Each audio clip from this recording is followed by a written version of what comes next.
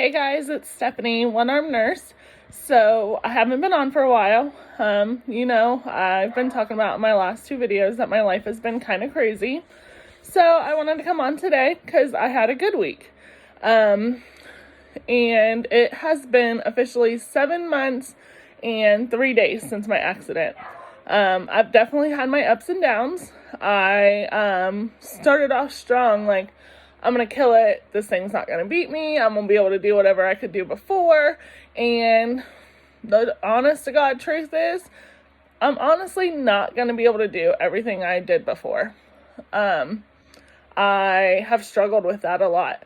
I had gotten myself into a dark place. I was really starting to probably hit into a deeper depression. I had lost my arm. I had lost a lot of independence. I thought I was losing the job that I loved. So I had really gotten to a dark place. My friends said that I didn't sound like myself, that I was sounding sad all the time. And who wouldn't? I didn't have a lot to look forward to. All that kept happening was I kept losing things, right? So this week that kind of changed, and it kind of changed because I kept fighting, which you can too. I kept fighting. I was like, I'm going to find the resources to make my life better. So, one of the resources I reached out to was Opportunities for Ohioans with Disabilities.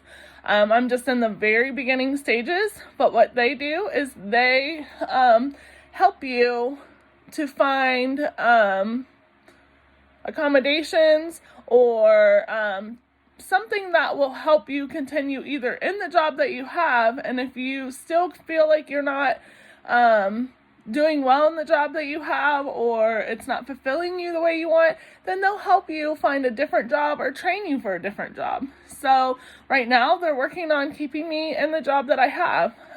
So I'm working with them.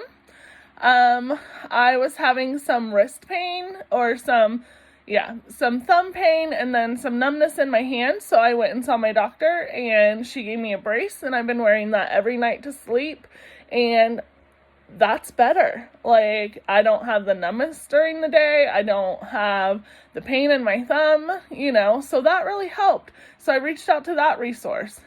The other thing I did that I thought I wasn't going to want was I reached out to the prosthetics people. I had heard that prosthetics for arms didn't bring a lot of quality.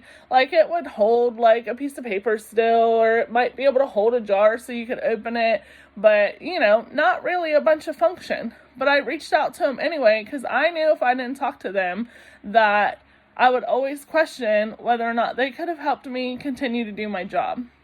The first visit with them was very discouraging because of the things that I told them I wanted to be able to do, they weren't sure they were going to be able to help me with. Part of that was because we talked about rolling patients and lifting patients and, things like that, heavy things that prosthetics aren't meant to do. So they had me come back and they had me talk to a more specialized person, the person that is in charge of kind of making the prosthetics. So I talked to them this week, and I actually met someone that has the exact same amputation. Hers is really, really close to the level of mine, and she was there getting her arm worked on. And so she was gracious enough to let me see how she puts it on and how it works. And oh my gosh, guys, it was so exciting. I was flabbergasted. My daughter was with me, and she said, "Mom, I wish other people could have seen your face. The excitement and the joy and hope that I seen come into your face," she said, that was just amazing, and I wish other family and other friends were here to see that. Because I'm telling you, when she put it on, I was like, oh, that's kind of cool, but the hand was kind of in a motion where it was just kind of in a C, like maybe it could hold stuff, and then it started to move. It opened and it closed, and I was like, I was like, oh my gosh. I was like, can you move individual fingers, like not just open and close your hand? And she's like, yeah. And she worked with it a minute. You know, she fumbled a little because 5 of us were staring at her, the prosthetics people, and then me and my daughter. And then she started moving her hand in different ways, like opening her fingers and this and that. And then she said, yeah, you know, I was carrying my coffee through the office, and I was like, what? I'm like, you can carry a cup with that? And she was like, yeah. And I started to cry. Like, I did not realize how important the little things were. Like, being able to carry a cup of coffee and something in my other hand so that I don't have to make 2 trips to the car when I get to the office.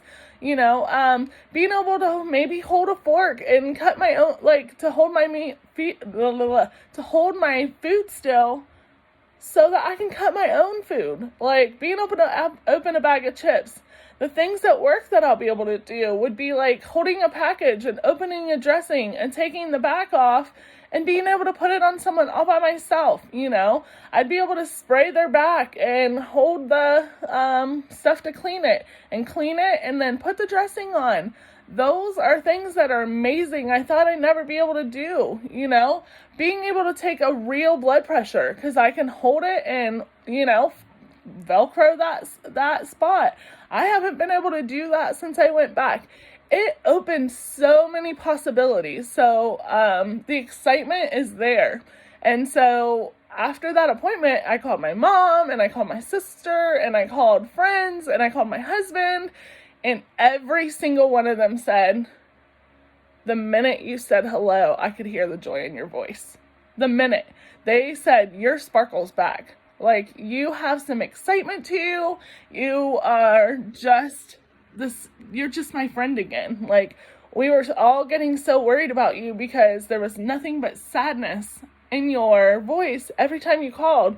And this time was different. This time you were so excited. So, you know, I have a long process to go. I saw my surgeon after that. We're going to have a surgery in a couple weeks to remove, I know you guys can't see it, but that pointy part that's sticking out there, they're going to remove that and some extra skin to contour my arm so it'll fit down into a prosthetics better, into a prosthesis better, and, have a 3-week recovery after that. So in about 6 weeks, hopefully we'll get the ball really rolling on this prosthetic.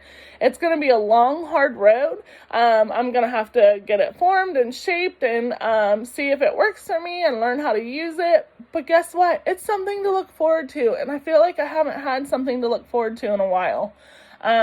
So I'm super, super excited. But I wanted to come on here and tell you guys, don't give up. Like, keep fighting. Like, you know, reach out to resources. You know, I think that they do a terrible job with post-op. Like, they never told me what resources, like, to reach out to. They never told me, like, anything. Like, I even had to ask, do I change this dressing? You know, how often do I change it? Are you going to give me the supplies to change it? So, you know, I think they do a terrible job of that. So just know, like, it's up to you. Get on the internet, look up resources, call your doctor, ask people, you know, keep fighting. You can get through this. Whatever it is, you can get through it as long as you keep fighting.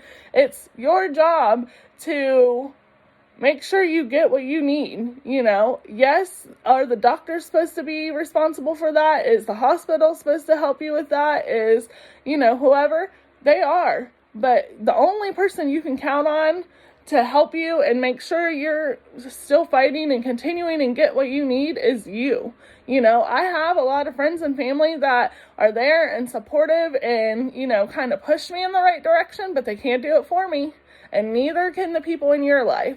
Neither can the doctors, neither can anybody, your friends, your family. They can't do it for you. So keep fighting. Look for those resources.